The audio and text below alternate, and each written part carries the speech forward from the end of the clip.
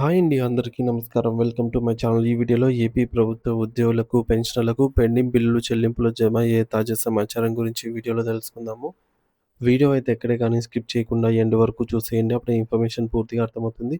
అలాగే వీడియో చూస్తున్న ప్రతి ఒక్కరూ లైక్ చేయండి ఫ్రెండ్స్. ఈ వీడియోని తోటి ఉద్యోగ, పెన్షనర్ మిత్రులతో అయితే షేర్ చేయండి. కొత్తగా మన ఛానల్ చూస్తున్న వారు ఇంకా ఎవరైనా సబ్స్క్రైబ్ చేసుకోకపోతే వెంటనే మన ఛానల్‌ని సబ్స్క్రైబ్ చేసుకోండి. సబ్స్క్రైబ్ చేసుకోవడం వల్ల నేను చేసే ప్రతి ఒక్క వీడియో మీ వరకు రీచ్ అవుతుంది. ఇక ఆలస్యం చేయకుండా వివరాల్లోకైతే వెళ్ళిపోదాము. ఫ్రెండ్స్, ఇక విషయానికొచ్చినట్లయితే ఆంధ్రప్రదేశ్ రాష్ట్రంలో ప్రభుత్వ ఉద్యోగులు, ఉపాధ్యాయులు మరియు పెన్షనర్లు తీవ్రమైన ఆర్థిక ఇబ్బందులతో సతమతమవుతూ ఉన్నారు. దశాబ్దాలుగా ప్రభుత్వానికి సేవ చేసి పదవీ విరమణ చేసిన వారికి సైతం వారి హక్కుగా రావాల్సిన ప్రయోజనాలు అందకపోవడంతో వారి ఆవేదనకు అద్దం పడుతున్నది. సుమారుగా 30,000 కోట్ల రూపాయల పెండింగ్ బకాయిలను ప్రభుత్వం వెంటనే చెల్లించి తమను ఆదుకోవాలని ఉద్యోగ, ఉపాధ్యాయ సంఘాలు ముక్తఖండంతో అయితే డిమాండ్ చేస్తూ ఉన్నాయి.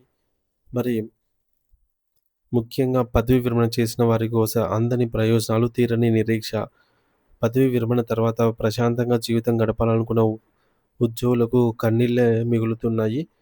గ్రాట్యుటీ బకాయిలు గత 7 నెలలుగా రిటైర్ అయిన వారికి అత్యంత కీలకమైన గ్రాట్యుటీని ప్రభుత్వం ఇంకా చెల్లించలేదు.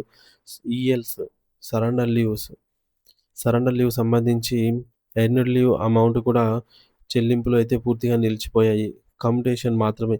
ప్రస్తుతం రిటైర్ అయిన వారికి కేవలం కమ్యుటేషన్ మొత్తాన్ని మాత్రమే అందజేస్తూ చేతులు దులుపుకుంటోందని అయితే మిగిలిన ప్రయోజనాలు ఊసెత్తడం లేదని వారు ఆరోపించారు. ఇకపోతే ఉద్యోగ సంఘాల ప్రధాన డిమాండ్లు. రాష్ట్రంలో పేరుకుపోయిన సమస్యల పరిష్కారం కోసం ఉద్యోగ సంఘాలు ప్రభుత్వం ముందు స్పష్టమైన డిమాండ్లనైతే ఉంచాయి. ముఖ్యంగా 30,000 కోట్ల బకాయిల చెల్లింపు. ఉద్యోగులకు, పెన్షనర్లకు చెల్లించాల్సిన అన్ని రకాల బకాయిలను DA, PRC arrears, gratuity, ELs వెంటనే విడుదల చేయాలి.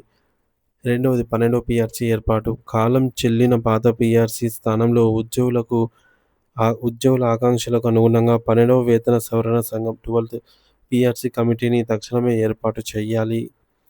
అలాగే మూడవది మధ్యంతర భృతి ఐఆర్ ప్రకటన. కొత్త పీఆర్సీ అమల్లోకి వచ్చే వరకు ఉద్యోగులకు ఊరటగా మధ్యంతర భృతిని ప్రకటించాలి.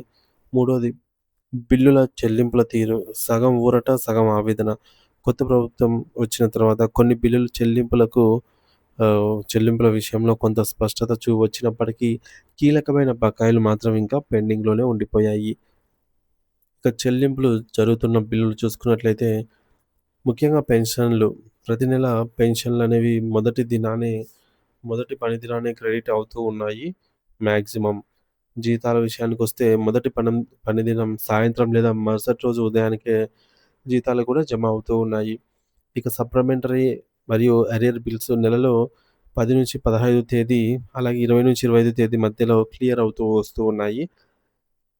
శుభసూచకమే. ఇక సిపిఎస్ వాటా. ప్రభుత్వ వాటాతో సహా అదే నెలలో ఉద్యోగుల ప్రాన్ ఖాతా కూడా జమ అవుతోందనమాట సిపిఎస్ వాటా.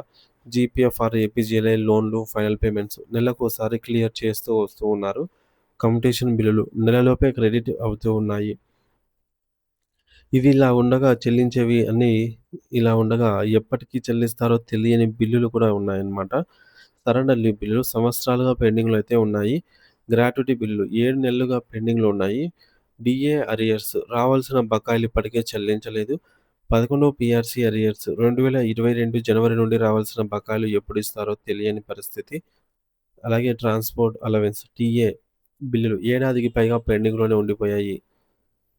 ఇవిలా ఉండగా కార్మిక చట్టాలపై ప్రభుత్వ స్పష్టత. మరోవైపు రాష్ట్ర కార్మిక శాఖ మంత్రి వాసంశెట్టి సుభాష్ కార్మికుల పని గంటలపై స్పష్టత ఇచ్చారు. వారానికి 48 గంటలే. రోజువారీ పని గంటలను 9-10కి పెంచినా వారానికి గరిష్టంగా పరిమితి 48 గంటలుగానే కొనసాగుతోంది.